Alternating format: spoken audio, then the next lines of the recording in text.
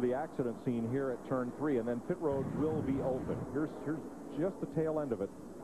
That is a hard lick.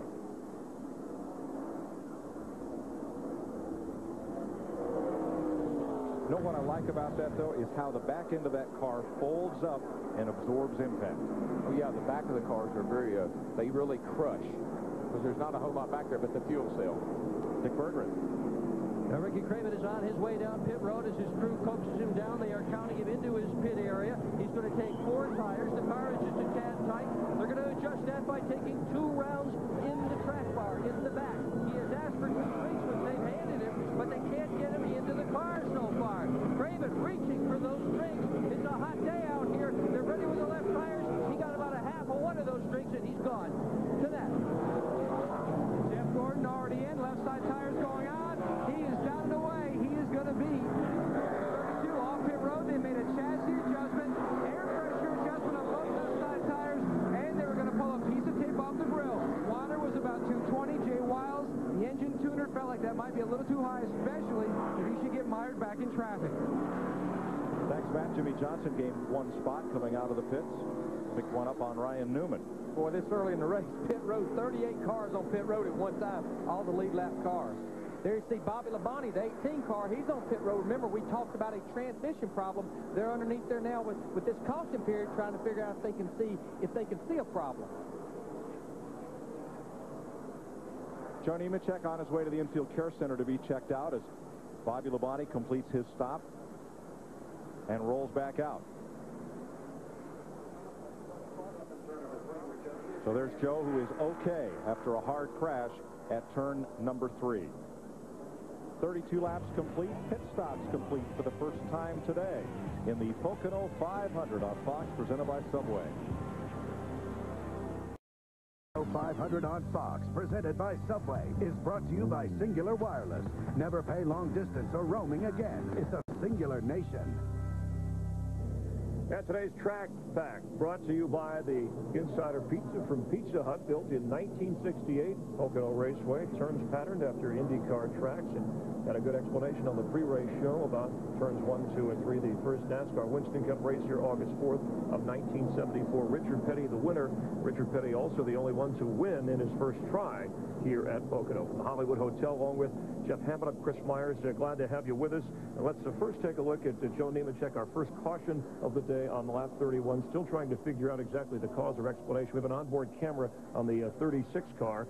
Jeff Gordon, of course, has had the lead since lap 3, but since lost that as John Andretti is now in the lead. Kyle Petty following. So a couple of dodges. So the fuel disadvantage turns out to be an advantage. Yeah, it really does. Let's go ahead and explain that. Those guys got lucky. They were already on pit road, and they got an opportunity to come in and get ahead of everybody based off of their pit stops. And, you know, their misfortune turned out to be very fortunate for them. All right, so let's talk a little bit about what you think may have happened to Joe Nemechek. And it's really hard to say right now, this because of the camera angles we're looking at, but we'll take a look from inside the 36 car. Maybe we can pick up something that almost appears he may have got in that corner and just got a little loose, and around he went. All right, so this through Ken Schrader's view of things. Right. And what's he's already up in the wall. This is up there in turn 3, getting ready to come off of 4, or turn 3. Spun into the wall. Into the wall. There were a lot of cars right there together, so somebody could have been right behind him, took air off the rear spoiler, loosened him up. A lot of cars reported being loose early on during the first part of this race and got an opportunity to come down and make adjustments. And Steve Burns, I believe you got some more information for us from pit road.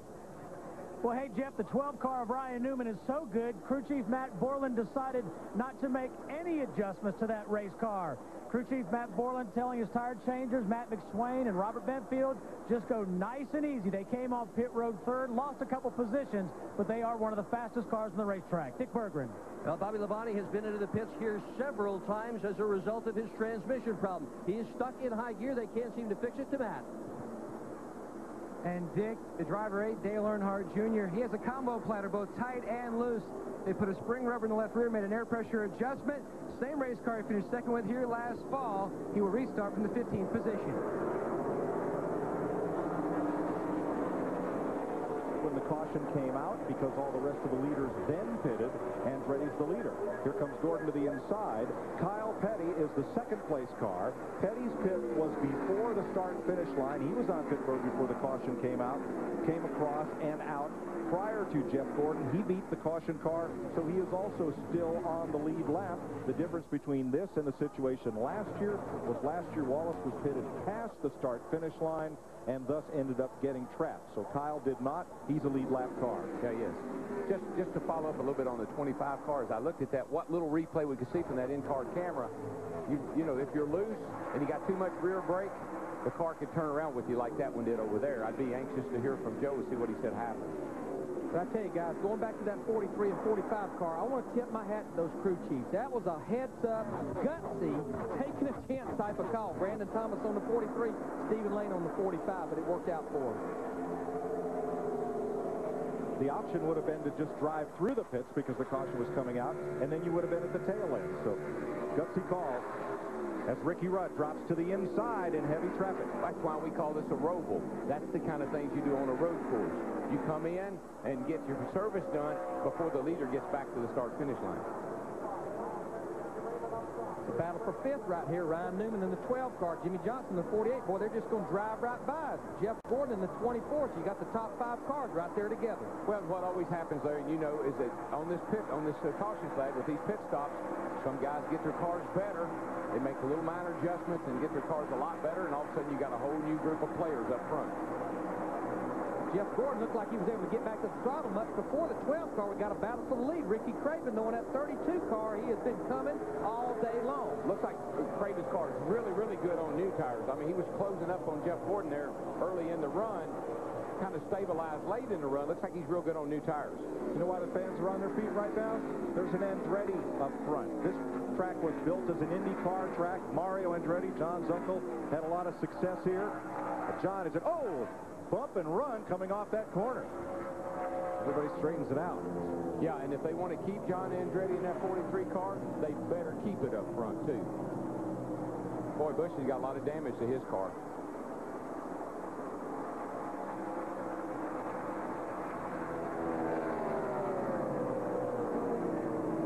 Tunnel turn car out there, you can see the 97 car's got a tire rubbing. He's going to have to come to pit road and make some adjustments, hit the wall pretty hard. Of course, he wants to get to pit road, Jeff, just as quick as he can because you don't want to go a lap down here. This is coming off turn 1, and his teammate right behind him, car just got loose against the outside wall. Car tucked underneath you like that coming off that corner. That's what you call a push loose. You come up out there, you got the wheels cut to the left, you're in the throttle. As he comes up out of that corner, the back end will snap around, smack the fence. For the lead, Ryan Newman now right up the tailpipe of Ricky Craven. Newman is one of those that was real good early on there in that first part of that green flag run. I think he's one of those guys that's really helped his race car. I tell you, guys, you look at Ricky Craven, you got to tip your hat to him, Mike Bean, Cal Wells. I mean, they're one of the few single-car operations that's out there. Yeah, they have Robert 8 horsepower, but what a run they've been on. 3 straight top 10 finishes, 7th last week, and he's up to 12th in points. He has been coming this last month. Ricky, you know, Ricky's a savvy race car driver. He grew up in the NASCAR main area in the NASCAR North Series, built his own cars, raced his own cars, had his own team. I think that makes for a great driver. Ryan Newman, though, in the 12 car, gets a good run down that front straightaway, takes that inside position. We got a battle for the lead here since turn 1. Ricky Craven, though, we've seen that several times. On the high side, keeps that momentum. There was a time when you could hear at this racetrack when you had to run the bottom. You had to keep that left wheel right on the white line. But 1 and 2 has changed a lot over the years. These guys have been able to move up and run high through that corner. You saw Kurt Busch making his pit stop in the garage. Frank Kimmel, Carl Long, and now Joe Nemechek. Here's Dick Berggren. Joe Nemechek's car is really wrecked. 2nd week in a row, backed into the wall. What happened this time? I got to apologize to Rick Hendrick, all these Hendrick guys. The UAW, Delphi, I mean, the car was good. We were fast. We were going up through there, and been having a little trouble with the transmission, and they were trying to tell me to pit, and by the time I keyed the radio, I think it popped out of gear because just all of a sudden it jerked sideways, and I couldn't keep up with it. It's my fault. I just can't believe our luck right now. I'm not doing my job. I'm not finishing these races, and I had an awesome car. You know, it was really fast. We passed anybody we come to, and we just got to start finishing races. Can you get the car back out? I think we're pretty much done. It basically knocked the rear end housing out from underneath. Well, pass for the lead right now on the speedway. Ryan Newman to the front. As Kurt Busch takes his car to the garage, Newman passes Ricky Craven for the lead. And what our guys are telling us is he hit the wall so hard, Darrell, he's been a trailing arm, so they're going to go to the garage and try to change that trailing arm that holds the rear end somewhat in the center. Oh, yeah, that baby was coming around really hard. And following up on Joe Nemechek just a little bit, something mechanically, I believe, happened to Joe's car over there, because when I saw the car, it definitely just snapped around with him.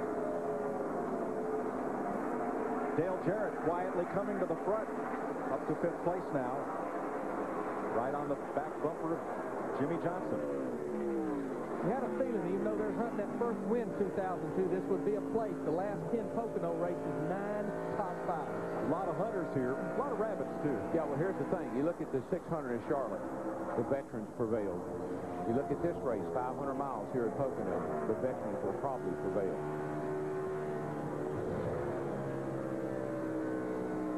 Let's ride along with Dale Jarrett a bit here. In the tunnel turn 2, down to about 7,000, climbing 170 miles an hour. Remember, this is third gear, up to about 80 to 800. Little low RPMs, much flatter corner, longer corner, down to about 6,400.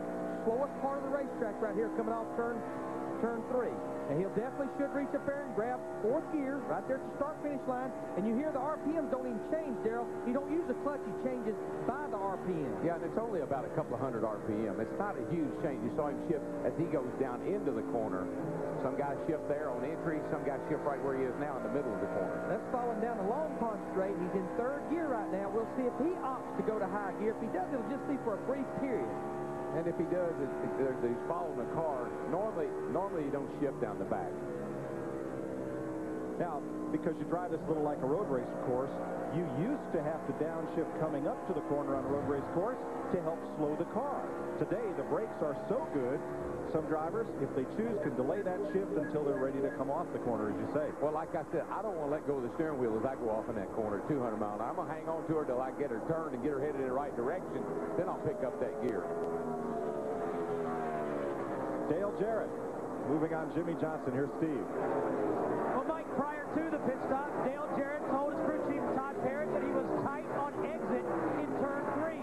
So they put 1 round in the right rear, hoping to fix that tight condition. Yes, Steve, they're just taking a little bit of wedge out of that thing, not making major adjustments, just settle. But our young line there, he drove like a veteran down the front stretch. He thought Dale Jarrett was faster. Move over, let him get in front of me, then I'll fall back behind him. Larry, that's another tenet of road racing. Make that man pass you where it's not going to slow either one of your cars up. Well, and I think Jimmy Johnson is savvy enough, a young driver, that he knows right now it's not the time to be racing anybody. If they catch you, follow them. He's behind a guy that can show him something. Follow Dale Jarrett. Dale Jarrett's been very successful here. He's a good guy to follow. Right now we're following this guy right here, though, leading the race. Ryan Newman in that 12 car. First Winston Cup start here at Pocono. He's hollering back at them, y'all follow me. Well, Rusty Wallace and that group had Ryan Newman on what they call the ABC plan. A little ARCA, a little Busch, and then into Winston Cup. And winning an ARCA race here last year has helped make Ryan Newman the class of the field at 44 laps. Jeff Green comes out of the garage and back on the racetrack as we go to break with 44 complete. And Newman leading Craven, Jeff Gordon, Jarrett, and Johnson. 47 laps complete, no change among the top 5. Newman's lead over Craven, now 2.4 seconds. We've had only 1 caution that came out at lap 26 for Joe Nemechek, who was okay after a crash at turn 3. Brett Bodine in the 11 car, Stacy Compton in the 14th. They just keep beating and banging on each other down that short chute. Yeah, that's what you call casual contact there. Well, Stacy, this is